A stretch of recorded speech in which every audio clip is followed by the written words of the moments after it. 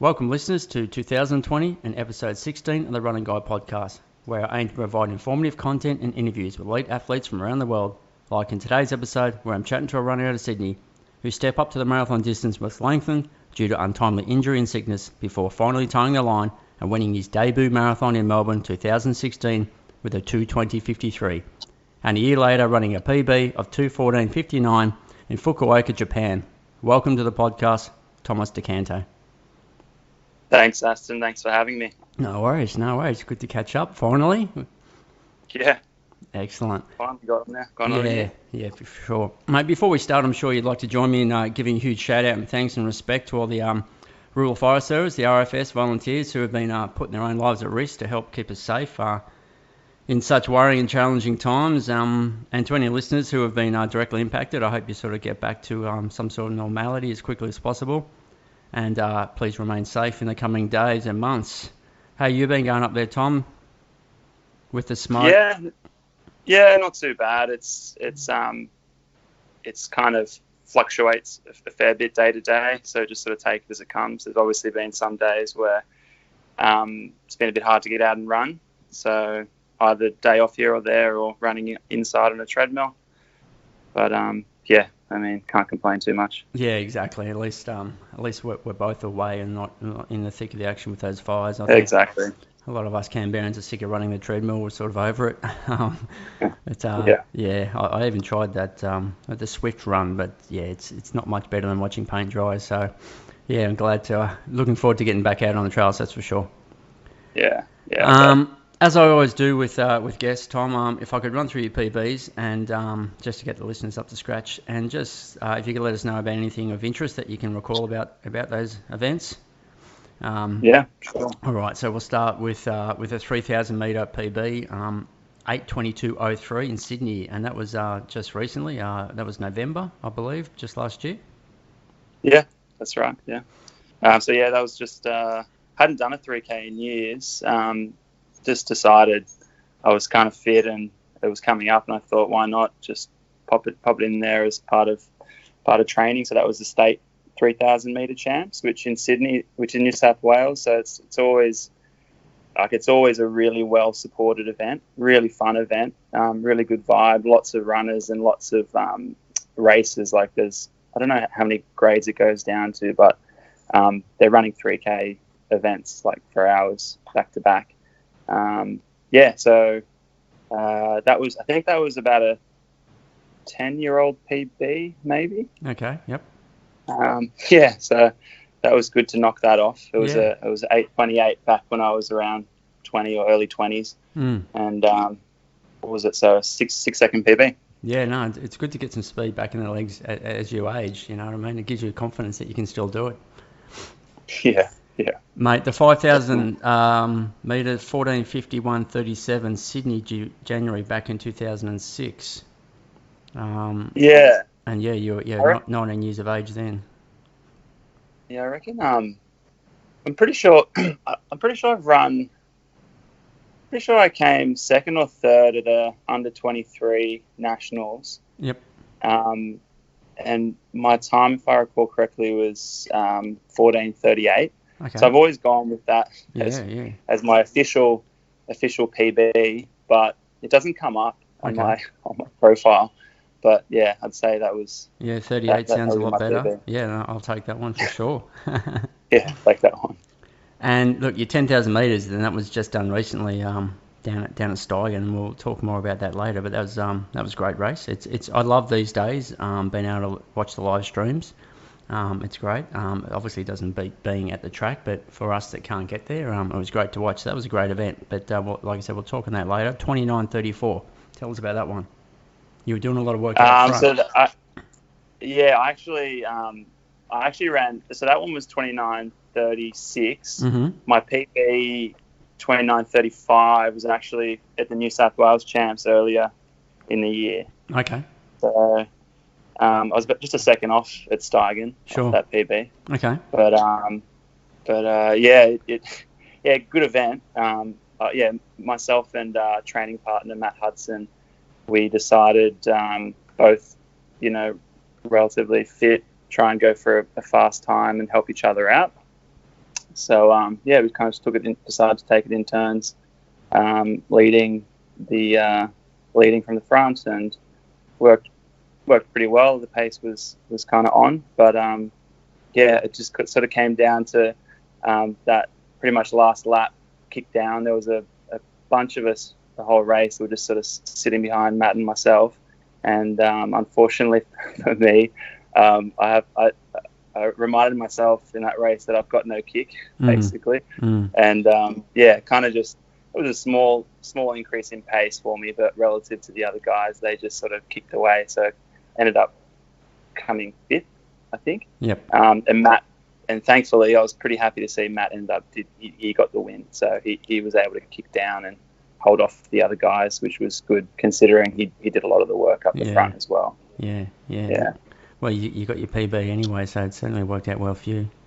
Yeah. I was happy. Like, and it was just 3 weeks after a marathon anyway, so I probably was a little bit heavy in the legs still. Hence maybe why I didn't quite have the kick that I thought I might. Sure. Yeah. How do you normally go with a kick at the end of a 10K? Do you normally have more in your legs and be able to respond better than what you did? Is that what you're saying? I thought I would at that pace, because I thought I was probably fit enough to be running like 29:20 sort of time, but yeah, I guess it was a little bit windy, and maybe I was a little bit fatigued. So I would have hoped I had a little bit of a better kick, but probably realistically, my best strategy for those sorts of races is a bit of a gradual wind up. But yeah, when I think about it, I probably would have done a bit better just to try and sort of kick home a bit sooner than I did. Okay. Yeah. Well, yeah. Yep. Yeah. Your 10K on the road, Sydney, May 2014. Now that was a 29:40.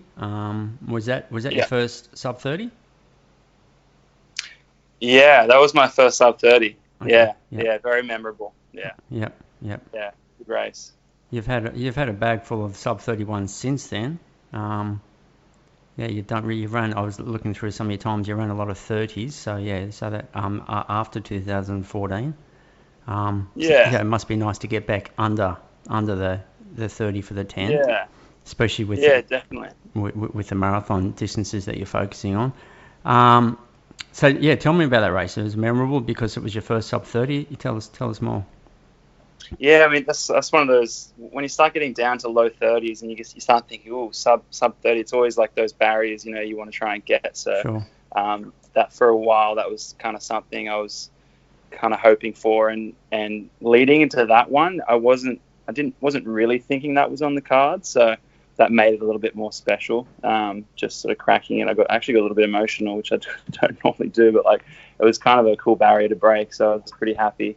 And it was just a really fun race. So it was actually the national road champs that year. Okay. So there was quite a competitive race, which probably helped me to hit the time, because there was a good bunch of us running around that 3 minute or just under 3 minute pace, and it did come down to a little bit of a kick down probably. Actually, I think Matt Hudson was in that race as well. I'm pretty sure he was, and I'm pretty sure he sort of surged at about maybe 1K or 1,500 meters to go, and kind of broke us and strung us all out. And then it was just kind of like fighting for the line. So then I think eventually it was Harry, Summers, Dewey, Yoa, and then myself. And so just like being in the mix with those guys that are, that I thought were, and that are like, they're better athletes. I thought it was pretty cool to be up there. So, came third, and so got a medal at the national road champs and a sub 30. So fantastic. I was, really, really happy. Yeah. It should be that night for sure. Mate, your half marathon, 64:18, Valencia, March 2018. Now, I'd like to sort of know more about this race from your side of things, because I hear a lot about it. It obviously, it's renowned for its atmosphere, and always draws a huge depth of top quality runners. You always get a lot of the top East Africans there. It's obviously an extremely fast course. I think the world record was set I think one of it was it set there that you were there. Abraham Kiptum ran 58.18. I'm not sure if it's the exact same course, but the year the Oh race no, I you're ran was right. You actually did it in the March. world. He ran the Worlds in Yeah, October. Yeah, gotcha.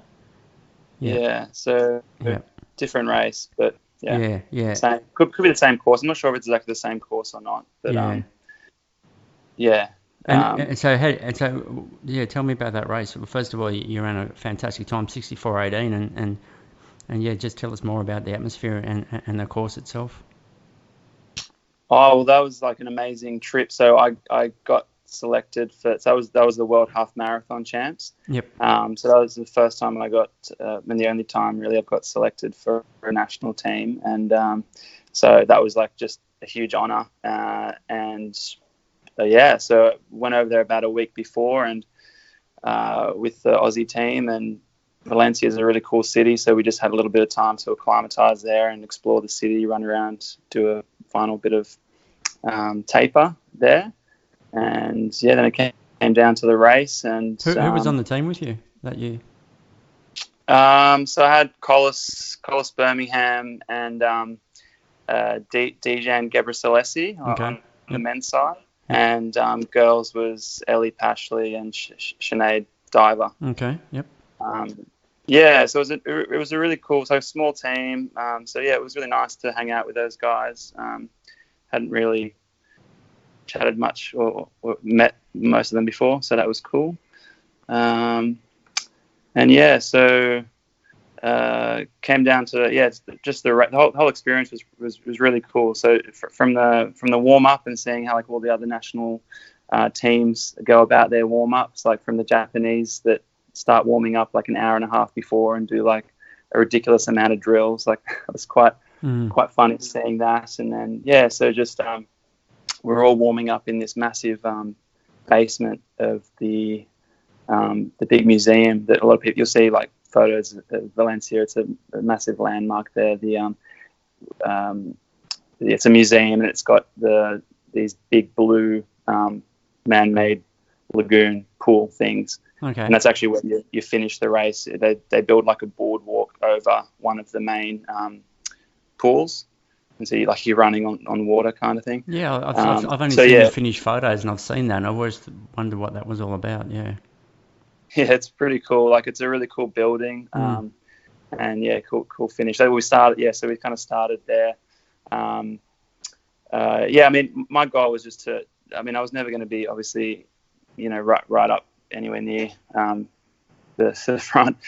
So my goal was just to run a PB, try and be, just put a good result on the board and potentially run close to what the other guys were going to run as well. I just kind of, like I do with all these races, pretty much go by feel. So just went out, found a pack. So had a group of guys to run with for most of it, and kind of like last 6-7K, just started to pick it up and bring it home. Felt pretty good. Had a tailwind the last 5K. I think the guy, Cameron, the guy that won that race, if you look at his last 5K split, he ran like a 13-minute 5K or something ridiculous. Okay. At the end of that race, it was a very windy day, but that last 5K was pretty much tailwind. Okay. Yep. So it was nice. It was nice when you're sort of battling, then you got the tailwind to sort of help with that fatigue that you're getting in the end. Yep. Did any of the other runners on the team pick up PBs that day? I think DJ might have.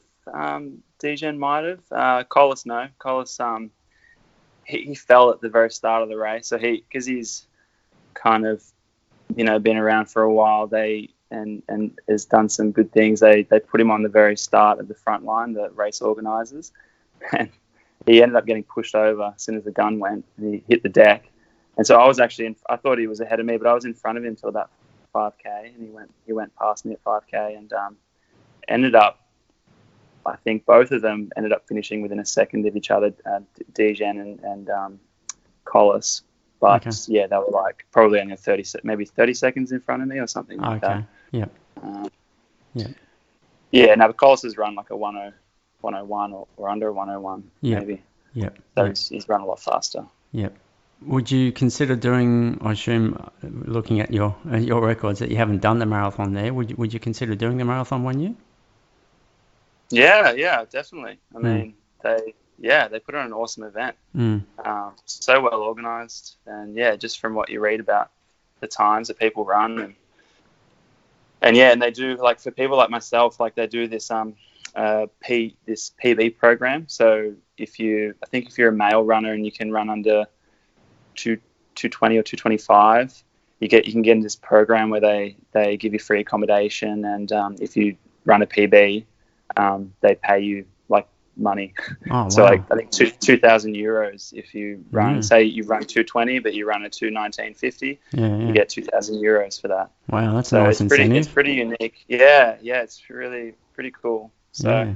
I think you could probably end up getting in a big group of runners and get pulled through good times in that sort of race. Yeah. I guess they do that just to keep that race really high quality, to really get everyone running PBs.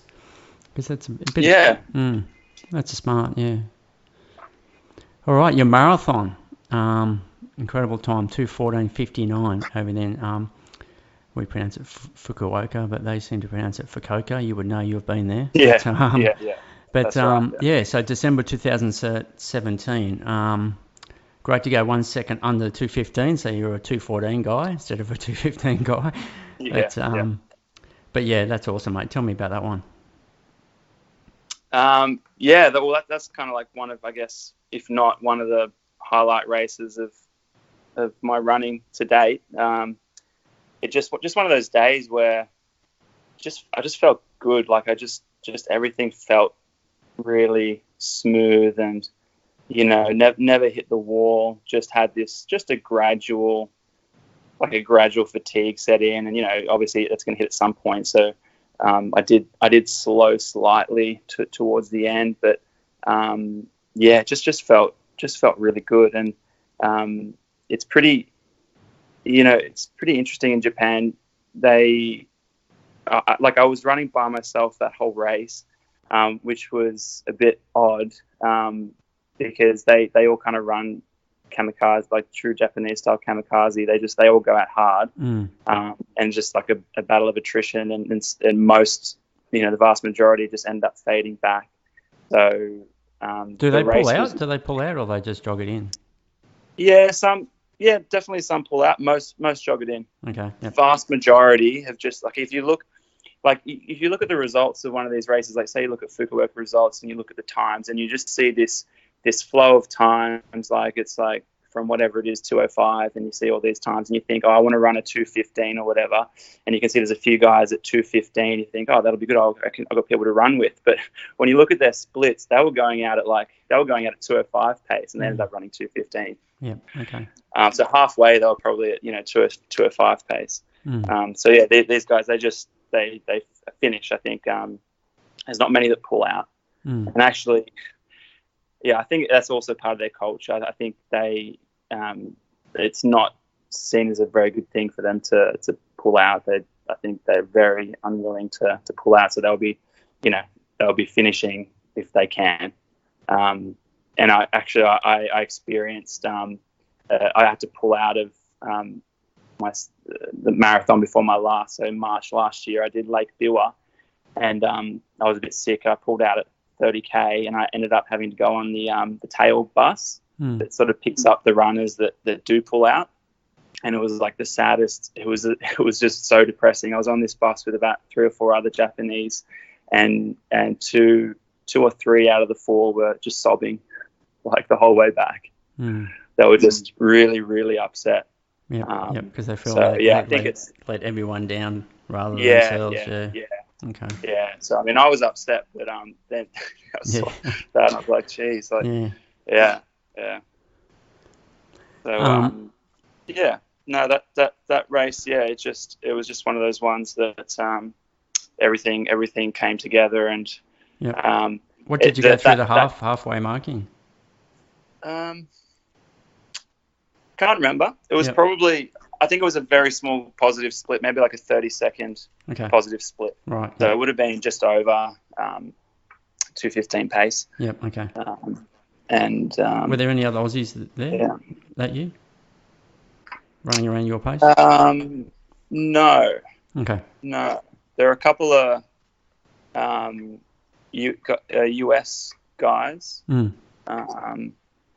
But yeah, no, I don't think there are any other Aussies. Yep. And do you get any sort of like help with? I mean, you know, you're a quality runner. Do the Japanese sort of help you out in any way or not? Not for that race. Okay. Yep. No, not for that one. For Lake Bill was pretty good. They'll put you up in some nice accommodation, and you get like just taken care of with transport and meals. But yeah, I think Fukuoka's, you just kind of get your own way there and find accommodation, that sort of thing. Unless you're an invited athlete, you just sort yourself out. Yep. Okay.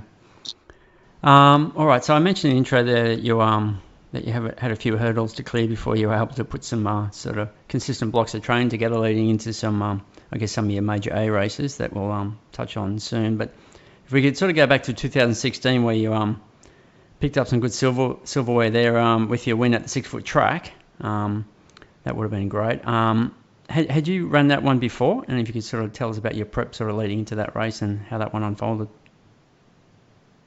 I'd run it in training before, so I randomly decided to do it for like a long run, training run, like years and years ago, probably 5 or 6 years before the race. And like, I just thought, like, it's just such a cool track. It's so bloody tough. And I thought after I did that training run, like one day I definitely want to try and race it and see how fast I can run it in like a kind of like a race situation. And it just sort of panned out that year. It was coming up, and I thought, let's give it a go. And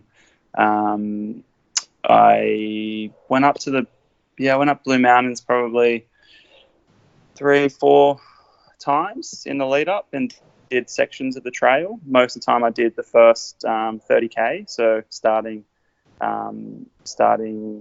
Katoomba there and then finishing Cox's Road crossing, which I think it's around 30k. So just and mainly like it's just good to know the trail and just get the legs beaten up a bit, so they're used to the mechanical trauma that's going to ensue in that sort of race. Sure. Get them better accustomed to it.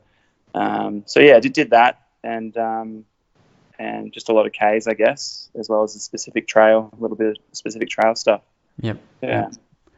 And was there as far as how the race unfolded, were you sort of out the front by yourself, or you have a group of runners to run with and then you pulled away, or how did it sort of unfold?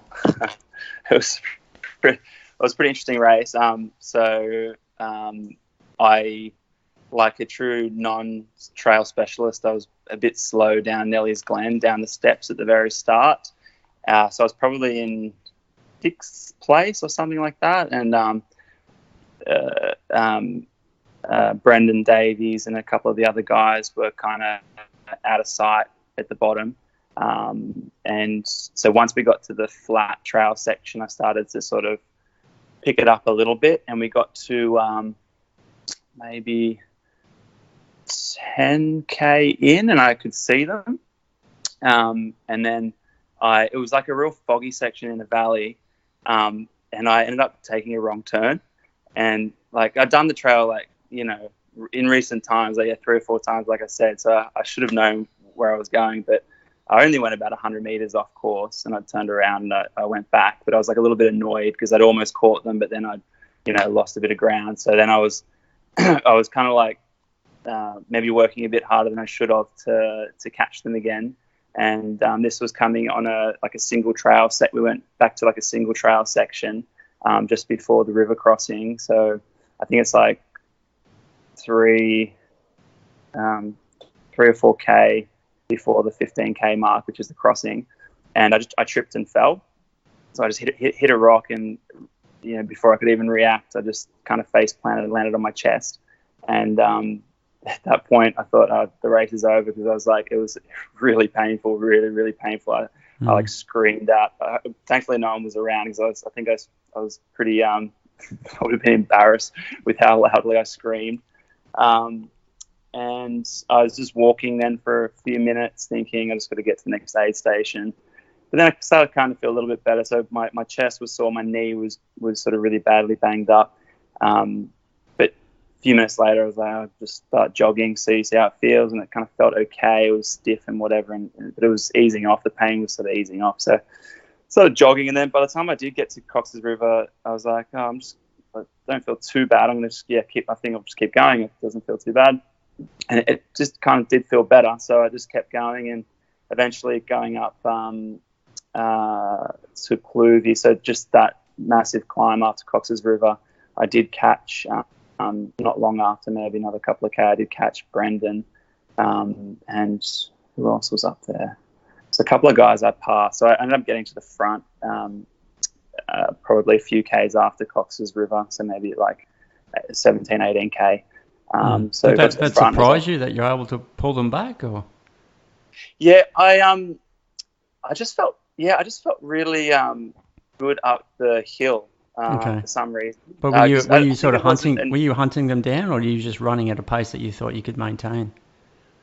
Yeah, just running. No, I wasn't. Yeah, so much. I wasn't so much trying to hunt them down. I was just running at a pace I thought I could maintain. I think running up the hill felt better on the knee as well. Like my knee wasn't as annoyed, so I thought this feels okay. So kept running, went past them, felt pretty good, and I was like, this is awesome. So I was like, God, this is great. I'm in the lead, and so I was feeling really good till probably it was up at the Black Range. And things just fell apart massively. So I was kind of getting really short of breath. I was getting dizzy. If I've ever felt like I've hit the wall, it's in that race where I just felt like spaced out and just not in my body. I was like, so I was like, I got to like any tiny incline and had to walk. And I was like, I was paddling. I actually got to the last, I think the last aid station. They had had Coke, they had lollies, they had all this stuff, and I was just there drinking it, and because I was just like in this state, I didn't want to leave. I was just like drinking Coke, eating lollies, and at one point, one of the volunteers looked at me, he's like, "Mate, you're still in the lead. You probably want to get going now." I was like, "Oh shit! All right, I guess I'll get going." So so I ended up, I won, and I still to this day can't believe that I won with how shit I felt. I obviously I got enough of a gap on all those climbs and the start of the flatter section that last 10 or 15 K or whatever it was.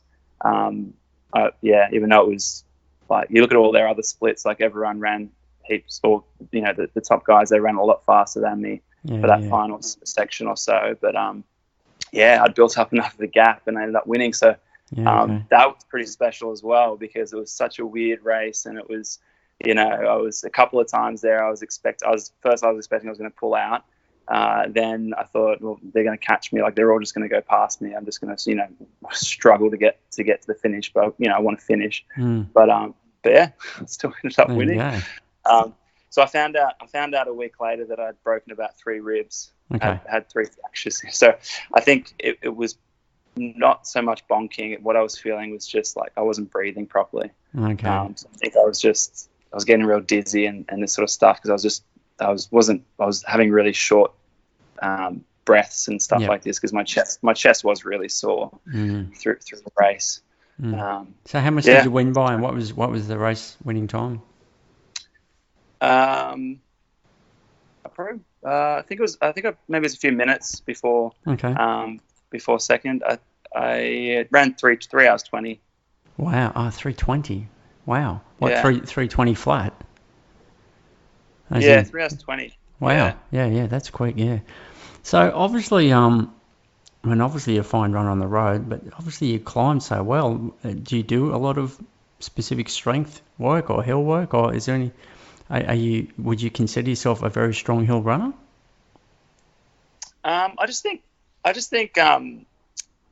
maybe because I've lived in Sydney my whole life, and I've always lived in areas where, like growing up, like my house was on the top of a hill, and so all my runs would involve coming back up a massive hill at the end of each run, and just areas that I've always enjoyed running, hilly terrain. So not mountainous type stuff, but yeah, Sydney's I think hilly enough that always exposed to some decent climbs here and there. And I don't know how much of it's just a knack for running uphill or just from experience from just Sydney. I seem to go all right on the hills. Yeah, you must just hold a really good rhythm. Yeah, for sure. Oh, well, it's sort of comforting for everyone training for 6 foot coming up that they can, fall over, break ribs, bonk, walk, and still have a good result. So, yeah. I guess it's just good to never sort of, just see what you can do, because you might surprise yourself. That's right. Even if stuff doesn't go to what you were planning. Exactly. You can still have a decent result. So. Yeah. And have you ran it since you won that? No, I haven't. Okay. Oh, I've been on the track. Done a training run once or twice since then, but I haven't raced it. So what's the course record for that? Because I didn't think it was under 320, but what is the course record? 3:15, I believe. Oh, okay. Right, yeah. Stu Gibson. Right, okay. Yeah, Stu Gibson. 3:15. So that's actually something I'd love to do it again one year and try and get that. Try and run. Yeah, well, if you're in the same sort of form, you dropped minutes out there, so obviously you're capable of running that time for sure. Yeah, so that'd be a good goal. Yep. All right, so that's March 16. We'll move on a couple of months.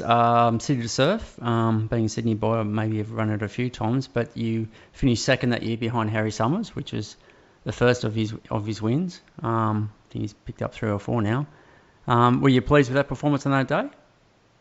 Yeah. I'm pretty sure that was the first time on the podium. So. Yep. Okay. Yeah. How many times have you done the City to Surf? Don't know. I've probably done maybe 7 or 8. Yep. Okay. Yep. Right. Yeah. So what was your winning time that year in 16? I mean, sorry, your time. Yeah. My second place. I couldn't tell you, to be honest. Probably 42 high, maybe. Right. Okay. Yep. Yeah. So you're generally around the high 42, 43s when you do it? Yeah, I think I might have run a mid to low 42 year before last. Okay. When I came second again. Yep. Yep. And a month later, you towed the line there at the Blackmore's half in Sydney, crossing second behind the Japanese runner, Katanishi. I'll have a go at pronouncing that. 66.07. On a course that isn't that fast, so that's a pretty good time. So, I mean, 16 was a good year for you, wasn't it? Yeah, and I'm pretty sure that was a PB at the time. Okay, yep. So, I was happy with that one for sure. Yeah, for sure. And then 3 or 4 weeks later, I mean, the halves before a marathon, I love doing the halves 3 or 4 weeks before a marathon, and you've proven this, that 3 or 4 weeks later you laced up for that debut marathon. And running a high 220s in windy conditions down there in Melbourne. So look, let's talk more about that race. Yeah, that was So that one's got to be up there as well. Obviously, with so again, that was pretty relatively unexpected. I just wanted to go there and run well and see what I could do. But to win it and to run that time as well, especially in those conditions. I was very, very pleasantly surprised. Yep. Was there a group to run with in the first half? How did that one go? Yeah, so I think first 5 or 6K, huge bunch of guys, pacemakers. Maybe they got to 7 or 8K. So I think we got to Albert Park and they sort of pulled away. I'm not sure even who they were doing the pacing for, to be honest. It might have been Dua Yoa. Liam Adams was there as well. I'm pretty sure actually he was doing some pace work. So yeah, so we were just in a group. I was sitting behind, maybe a few back in a group. So getting at that point pretty well protected from the wind because it was very windy. So that was helpful. And then we got it in and around Albert Park, and it was just kind of then. There was a Japanese guy. There was Matt Cox, who is another training partner of mine.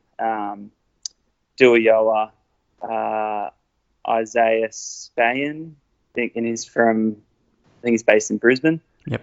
So I'm pretty sure that was the core group from there, and us, we were just kind of running as a group.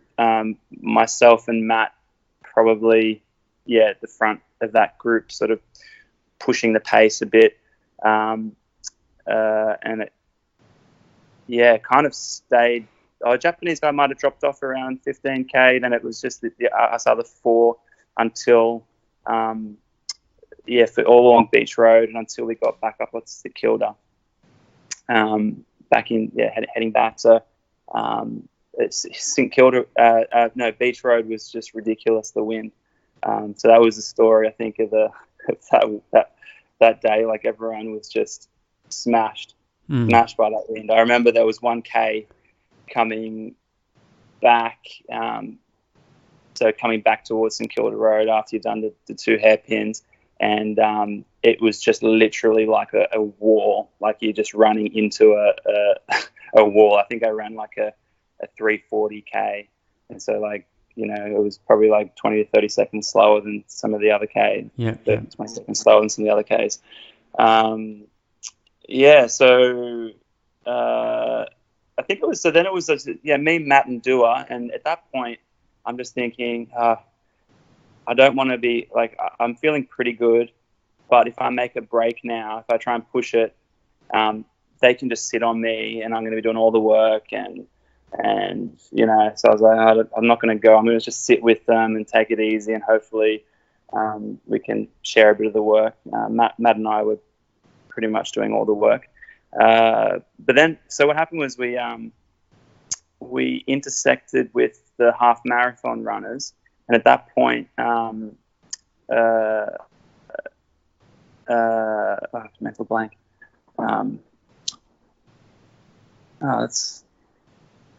I've got a mental blank of his name. That's no good. He I know him pretty well. Yeah. He'll give you a hard time in a sec. Yeah. He's going to give me a hard time. Yeah, that's all good. I get this sometimes. I get these mental blocks. So he was based in Sydney, English guy. He's won City to Surf before. He was coming through.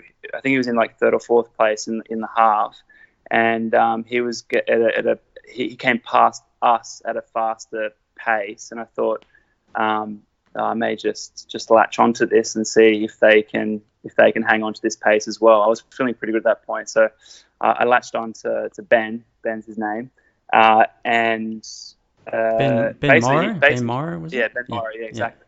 So basically, I owe a lot of my win to Ben because I latched onto him. He was essentially my windbreak going back up St Kilda Road, and the other guys dropped off. Yep. So they kind of couldn't handle that pace. I was feeling relatively good, so I latched on, and I was just behind him until it veers off for the half marathon runners a bit later. And then it was just myself. It was just me on my own that last bit till the stadium, and that was pretty cool. That was pretty special. Just that last, whatever it was, 6-7k or whatever it was. Thinking that I had the win, just to kind of, just running through there, thinking I'm going to win it. So that was really, really cool. Yeah. And especially that sort of bumpy journey to get there, and then finally to get one and then to win it. You must have thought, oh, this is easy. Yeah, I heard a lot of people talking about the problem with is hitting those half marathon runners during that race, something that a lot of people want to see if they can find a remedy to fix that. Just sort of upset your pacing. And I know when you're out there and you're sort of on the rivet and you're hurting, just have to go around people. Even when you got to step a gutter, it seems like a nightmare. So, yeah, it'd be good if they could sort that one out. Yeah. Mm. Yeah. Hopefully they do. It is a little bit of a. For me, it worked out well that day, but yeah, for sure. Yeah, it could work in your favour. You get lost shit. in the crowd, and they think, "Oh, where'd he go?" It's, put in a little bit of a surge. All right, so you nailed your first marathon with that win, which obviously must have given you a lot of confidence and a lot of relief, finally making it there. But then you quickly sort of progressed with that PB by 6 minutes, as mentioned before, in Fukuoka in 2:14. So things were going well. I was just wondering, with the World Championships that were held in London that year in August, a few months prior to that run of 2:14 in Fukuoka, did you sort of have your sights set on qualifying for that team? And maybe, trying to post a faster time than your 2:20, or what happened with the Worlds that year? Because I thought you would have been in pretty good shape. Yeah, it just I'm trying to remember what came about. Yeah, I think 2017. Yeah, I think I sort of had I think I had an idea to do something earlier that year, but I think I was either maybe a bit sick or had a niggle at that point where I decided not to do. I think I was thinking of doing a marathon in Japan at the beginning of that year to try and qualify. Yeah. But yeah, something came up, and I just thought it's not going to happen. It's not, So. Yep. Yeah. And then the Com Games 2018. Did you sort of have your set sight on Aussie singlet there for the 3-man team?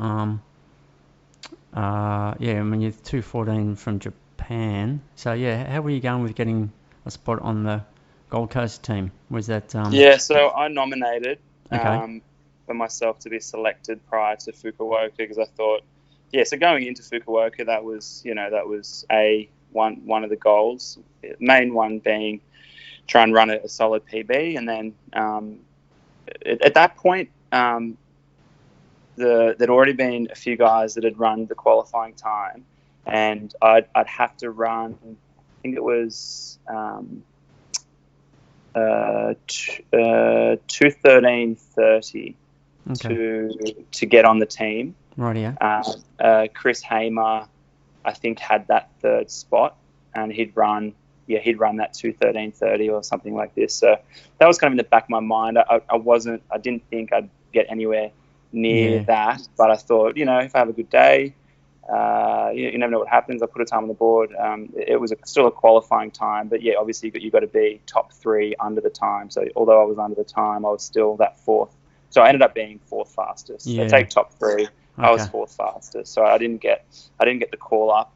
But the silver lining was at that time when I did get the call saying I wasn't on the Com Games team, I was told I made the half marathon team. Okay. So although it was disappointing not to make the Com Games, I wasn't disappointed because I'd still made my first Aussie team for the half, and I was ecstatic for that. So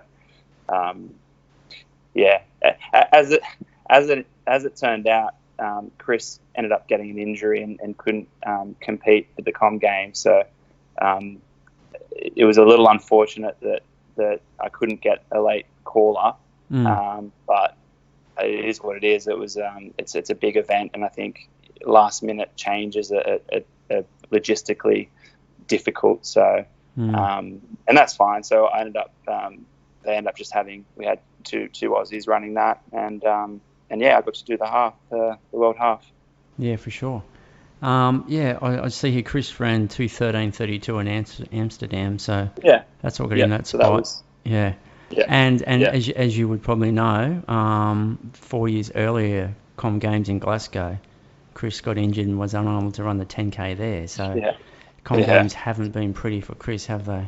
Yeah. Yeah. No, I feel you got to feel for him. It's just that's so unlucky. Yeah, for sure. He's got from what I hear, he's very unlucky with injuries and his body breaking down. So he's obviously extremely talented with what he's run over 5K to the marathon, but and he's run a super fast half as well.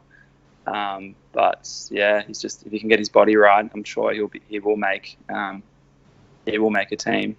Yep, another for team. sure. Yeah. Yep. Well, we've got some young lads coming up running some pretty good times, haven't we? So Yeah. it's going to get harder and harder to get that singlet. Yeah. Yeah. How about the World Championships in Doha last year? Was there any chance of doing Yeah. that one, or? Yeah. So that's what. Yeah, I went to Lake Biwa in March. In March 2019 to try and run a PB and run under the qualifying time, which was still 2:19. Okay. And I had a shocker, so I pulled out. Like I said earlier, I pulled out at 30k. Yep. My body just gave up. So I had about a week or so before I got a bit run down. I think it was a virus or something, and I tried to just really work on sleep and recover. And I was still going to go because I thought maybe I'd get over it just in time. But and I just kind of thought I'd be fine. But 10k in, I kind of knew it wasn't going to be a great race. But then things just started to unravel quite quickly. I was getting like quite severe joint pain, and so I got to 30k. I was like, well, I'm almost limping here. So if I keep going, I'll probably just injure myself. So so that was it. So that, and then after that, I just didn't have it in me to get up for another marathon. I would have probably had to go to Europe to try and chase a time to get into a fast marathon to run it, and I don't know, financially and just time away from family. I just wasn't up for chasing it. In retrospect, I think, because I ended up, only taking one guy, Julian, and there was spots there to be had. Yep. But that's fine. I don't really have. I mean, a little bit regretful, but yeah, it is what it is. Yep. So and you wouldn't mind running in those conditions? No, I mean, I don't care. It's an Australian singlet. I would have run, definitely. Yeah. No, Moose did a good job. It was great. Yeah, you did. So the early part of your career, you sort of had setbacks there, I mentioned, with injuries, but you've posted some good runs, on the board. You've run PBs in the last couple of years, so you're getting your speed back. That's definitely going to cross over to running a good marathon.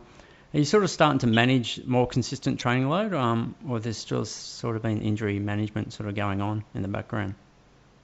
Touch wood, the last couple of years have been much better. So just hopefully, so I'm definitely getting older, and hopefully with that getting wiser. So just listening to my body more, Sure. being adaptable. Like, years gone by, I've just been a bit too, you just want to stick to your program and do what you're going to do. Yeah, exactly. So just that, and also just, I do think that my job is also as a podiatrist has helped me manage myself with I've had quite a specific set of injuries that I've been able to kind of mitigate through footwear and tweaking shoes, and just being careful with I know what particular training stimulus can irritate my injuries, or my the types of injuries that I get. Yep. Just predominantly speed based or up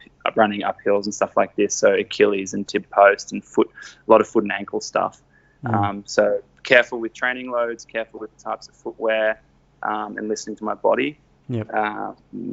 So it's definitely has been a lot better and more consistent in recent years. The one thing in recent years, though, that's been almost worse than the injuries is just the colds and flus that I'm really prone to. Just having, I think, just as you probably know with kids, like just young kids daycare bringing stuff back for you. It's the germ very factory. Problem. Yeah, exactly.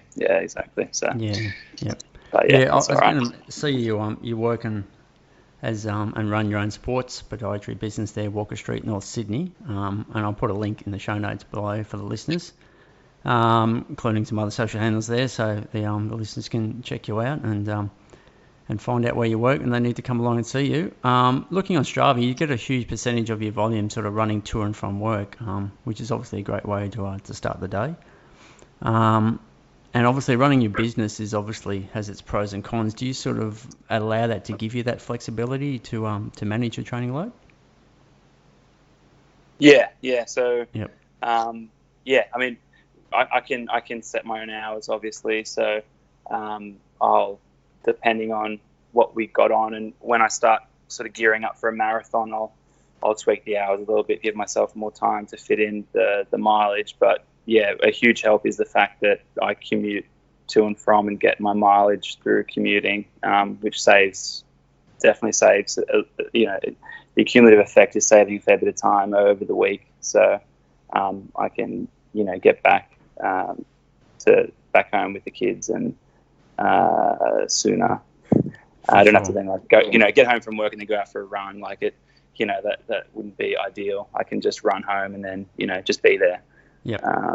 Which is good. I mean, it's certainly not the prettiest of runs. If you don't live in Sydney, you may not know, but a lot of it is run on Pacific Highway or a cycle path along another highway. So. Yeah, no, I know that area, and I'm certainly not jealous of those runs, mate.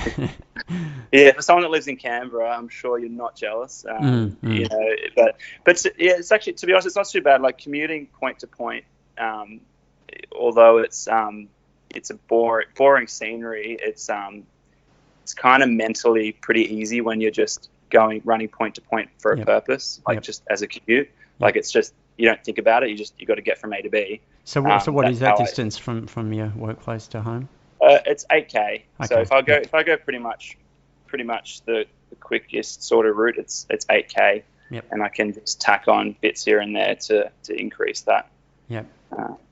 Yep. Yeah. All right, now you're obviously extremely efficient as a runner, but you're also extremely efficient when it comes to snagging a partner, mate. Can you share that story on how you courted your wife, please, mate? I was wondering if you're going to ask me about that. Oh yeah, no, it's a cracker. Yeah. Oh, it's good. It's a good one. Yeah. So I got to thank. Parkrun has a special place in my heart for that reason. So I met my wife at a parkrun. So I met her at Sydney Parkrun, which St Peter's Park, which was like the first parkrun in Sydney. Okay.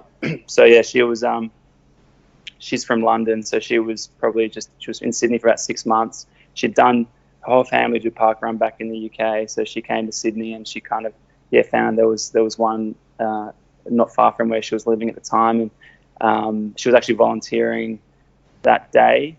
She was doing the scanning, barcode scanning. Yep. So yeah, I finished, came through, and we had this brief little chat at the end, and then later that day, I had a friend request on Facebook, and it was her. We started chatting, and we ended up catching up that evening. And 3 months later, we were married. Wow, 3 months. Okay. Yep. Yeah. That's impressive, mate. What's impressive is the fact that her parents didn't freak out when she told her I'm marrying some random Aussie guy after I hadn't met them. I'd spoken to them on Skype, but they came out for the wedding here, and we ended up going back to the UK 8 months after the wedding for like a little like a reception style party. Okay. With the rest of her family and friends after, but parkrun. It's where it's a good. There you go. Good dating spot. Yeah. I mean, did you try to win that race by even more time, just so you had a little bit more up your sleeve to chat her up? Or? I did actually spot her before the run started. Oh, so there maybe you go. Subconscious. I did notice her. Yeah. Keep an eye on that second runner coming in. Come on. Yeah. Awesome. Mate, I'd like to finish up with your thoughts on that incredible night we had recently down there at Box Hill with the boys and the girls down there at Zatopek 10. Watching Pat Tiernan and Stewie Mack running around, and Stewie getting that record, dethroning Benny Saints' I think it's 2011 national record by 1 second. Mate, what did you think of that? It was awesome, wasn't it? Yeah, it was brilliant. It was impressive. Really impressive. Tiernan was really impressive as well. He's just grinding that pace lap after lap. Yeah. And then just just the fact Stewie's got those gears at the end of a solid pace, and he just was able to kick down to that record. It was really cool. Really cool to watch. And it's good that Benny Saints was there as well. You know, so it was more special. It was good. Yeah, exactly. Yeah, exactly. Yeah.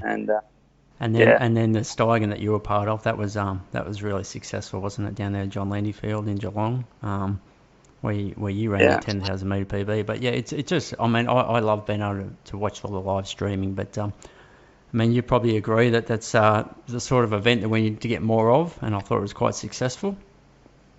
Yeah, good on them for putting it on, and also for the innovative, that Steigen 1 concept they did before our race. They kind of just trying to create different things and trying to make it more engaging for the audience, for spectators and that sort of stuff, and even something different for the athletes, like making it was like kind of like a team event, which is quite unique as well. So to be there and to see that and see the inaugural kicking off of that event, I hope it grows, and because I think it was really good event, Steigen putting up all that product. Yeah, no, it was fantastic, mate. All right, Tom, look, thanks for giving us your time to be a guest on the Running Guide podcast, mate. All the best with your running this year and beyond. You happy for me to put some links over there to some of your social handles like Instagram and Strava and that for our listeners to follow along? Yep. Yeah, cheers, yep. Anyone in there in Sydney who needs to see a sports podiatrist, catch up with Tom. I'll put a link in the show notes below. And thanks a lot, Tom, for giving me your time today, mate. Thanks, Aston. No worries. Excellent. All the best, mate. Thanks. See ya. Bye, mate. Thanks, guys, for listening to the Running Guide podcast. Follow along if you haven't already. Check out the links in the show description below. Give it a thumbs up if you're enjoying what I'm providing. And if you can leave some ratings and reviews over at Apple Podcasts, much appreciated. Got some exciting guests lined up in the next coming weeks. An Aussie distance runner who's training the house down to qualify for the Tokyo Olympic Games. And a runner over there at Denver, Colorado, who's certainly got a lot going on. Thanks, guys. Stay safe. Remain ambitious. You never know what you may achieve in running and in life. Cheers, guys. Bye for now.